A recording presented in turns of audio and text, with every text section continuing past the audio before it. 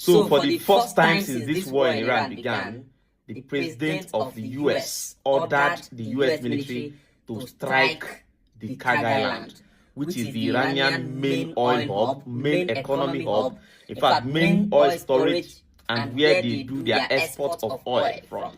And the US president did not only say they should attack, he told the US military, destroy whatever is defending and protecting that island.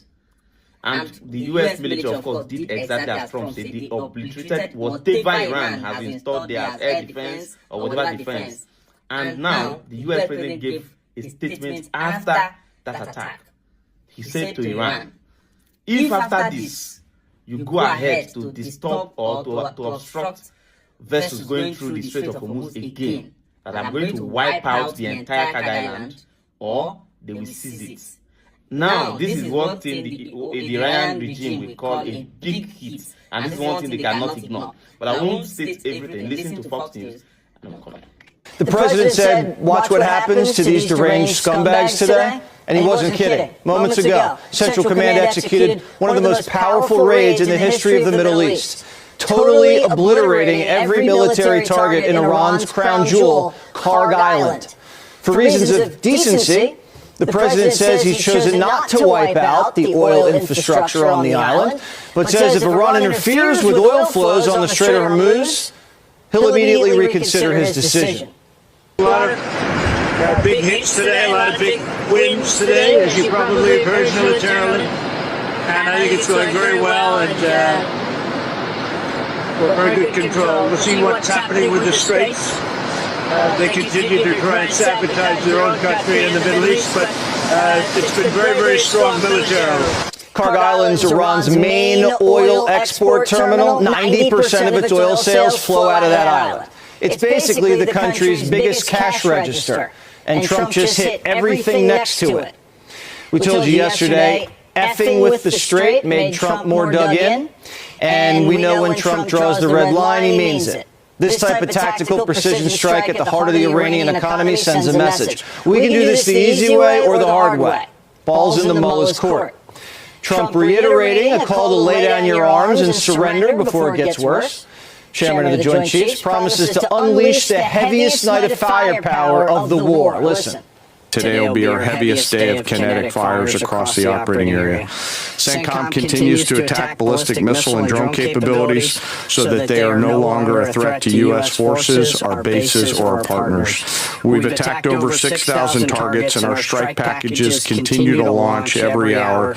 The Secretary of War says we're dialing it up, a 20% increase in strikes. And 99% of the strikes are when we're flying right over the target. And the intel picture is crystal clear. Our intelligence just gets better and better. That feedback loop feeds itself. And as we refine those targets, it exponentially increases what we can hit and why, to include strategic things the world's talking about and looking at. And it's our job to have a plan for it, which we do, to address it, and ensure that the president has options. We've done that from the beginning in this department. The largest aerial campaign in decades is happening right now. Hundreds of fighters and bombers, F-35s, B-52s, high in the sky. And more doomsday bombers are surging into theater, capable of carrying 70,000 pounds of munitions each. The mission? Eliminate the Iranian military and its ability to rebuild. And here comes the Warhawks, just spotted over Iran's airspace. These are close air support planes that fire 30-millimeter shells at a clip of 70 a second. Absolute destruction, targeting radar, mobile launchers, and boats. Above all these planes, the U-2 Dragon Lady, flying beyond the reach of any Iranian weapon, just gathering intel, our eye in the sky. And for the first time in history, we launched the mother of all precision strike missiles on the mullahs. In just the first 13 days of this operation, our artillery forces have made history. They fired the first precision strike missiles ever used in combat, reaching deep into enemy territory. They've used Army ATACMS to sink multiple ships, including a submarine, and they've done all of this with the precision and determination that comes from relentless training and trust in each other and in their weapon systems. The target, Iran's military-industrial complex. Soon and very soon, all of Iran's defense companies will be destroyed. For example, as of 2 days ago, Iran's entire ballistic missile production capacity, every company that builds every component of those missiles, has been functionally defeated, destroyed. Buildings, complexes, and factory lines all across Iran destroyed. We're decimating their defense industry. This would be like if someone wiped out Raytheon, Boeing, Lockheed Martin, their headquarters, all their production plants. We're still in phase 2 of Operation Epic Fury. The defense industrial base is going to get pounded, and so the regime can never rearm. The Iranian leader, Nepo Khamenei, has no response. He's hiding in a cave, nursing his wounds. Desperate and hiding, they've gone underground, cowering. That's what rats do. We know the new so-called not-so-supreme leader is wounded and likely disfigured. Reports say Ayatollah Jr. is comatose. Sources say 1 or 2 of his legs may have been cut off, and his liver or stomach ruptured. The Ayatollah, who has the personality of a boiled potato, might be a vegetable. Another report says he's unaware of the war and has no idea he's the supreme leader.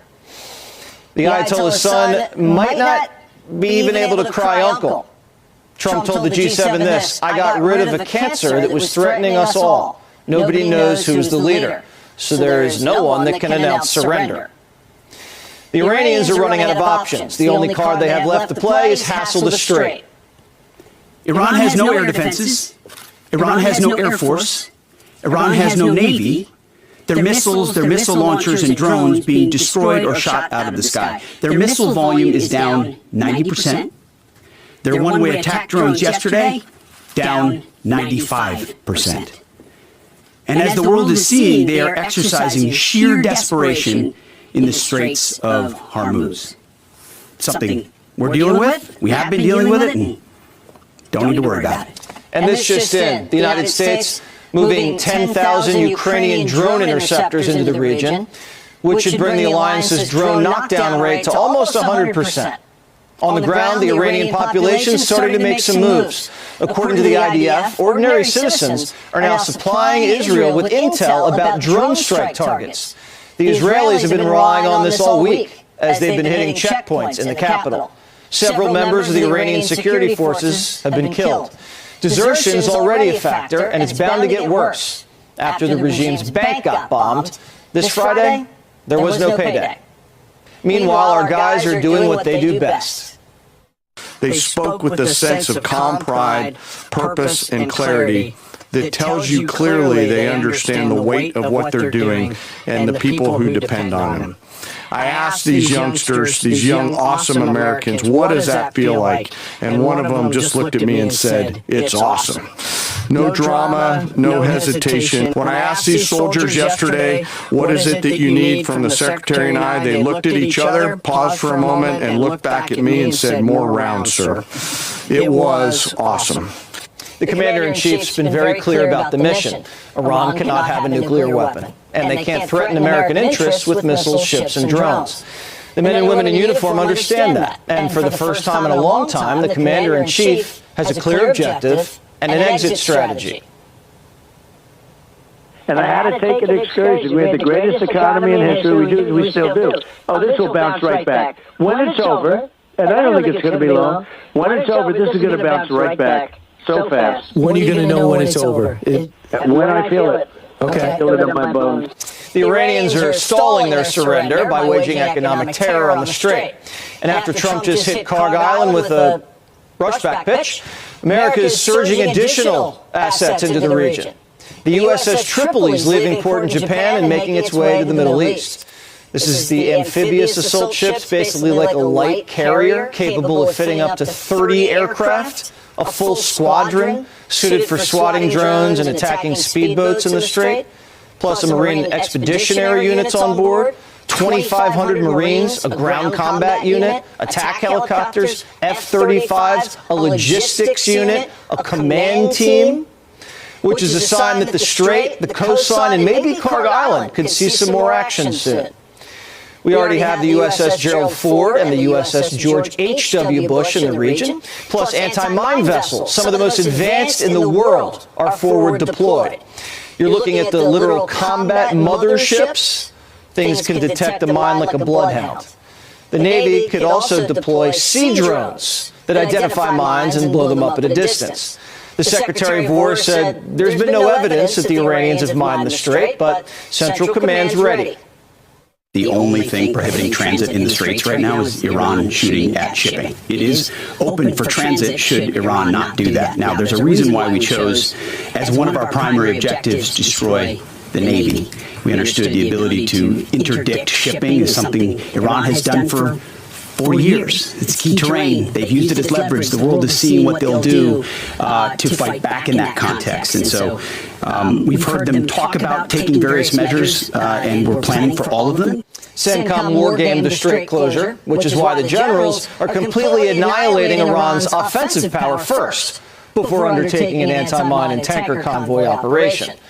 We've done this before, when the Iranians tried closing the strait during the tanker wars in the 80s, in the battle against the Iraqis. It's like football. You got to block first, open the hole, then run through it.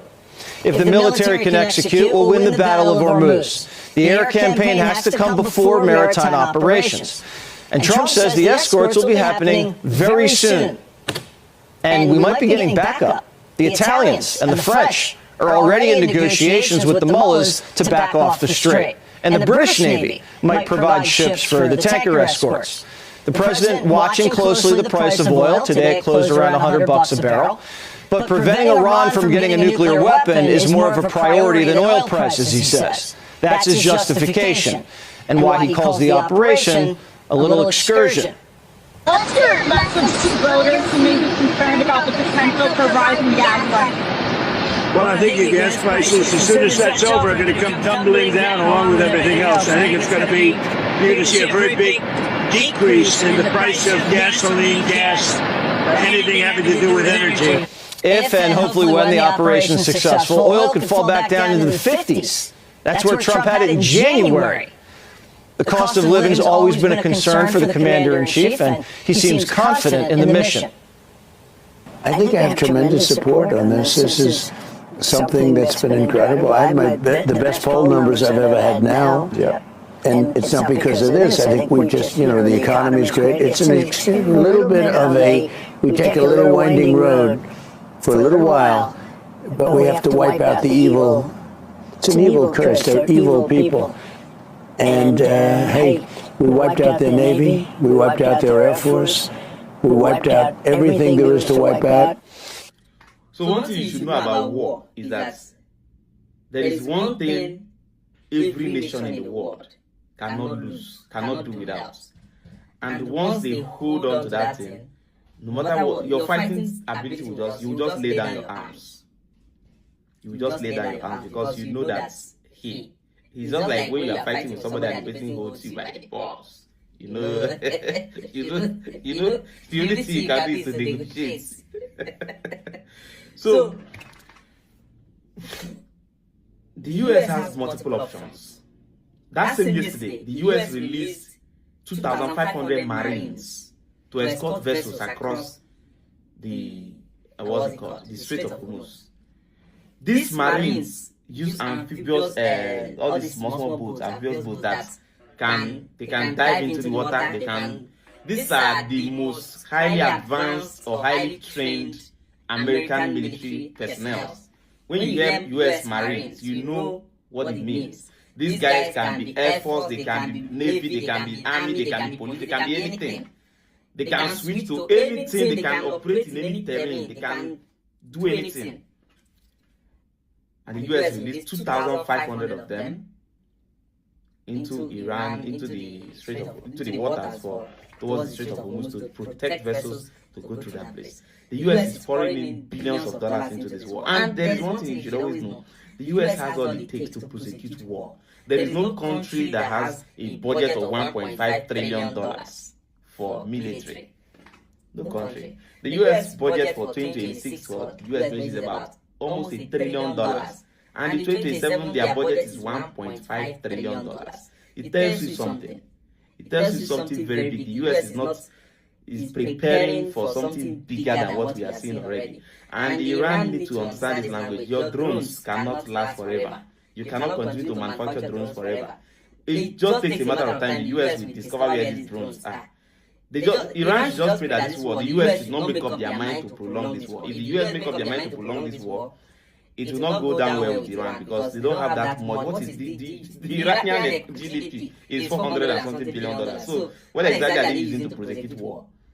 $400 and something billion. The entire Iranian economy is not even up to US 50% of US budget for military. So it already tells you exactly what the whole thing is all about. Iran has to really think about the whole thing and stop this bragging thing they are doing. Russia sent in medical equipment, which I believe might be missiles and all that, packaged like to look like medical equipment. It could be medical equipment. Russia is capable of anything, but we also know that China is also struggling to pass one or two, into Iran just to help them keep fighting. But how long will that supply chain work? And then how much will Iran need to pay back to these countries? Because whatever they give you during war, you have to pay back. Iran should, at this point, accept defeat before Trump decides to go further. I know the war somehow looks to them like it's favoring them. They are launching drones and all that. But it's just a matter of time before Israel, we accept that whatever Iran brings, we will take it like that. And then the other Gulf nations too will accept that whatever Iran brings, we'll take it like that. When once war gets to that point, Iran is gone. Because it will now be that as they are saying, nobody will really literally care about whatever they are bombing again. And the next thing is, we're talking about the world's most powerful firepower.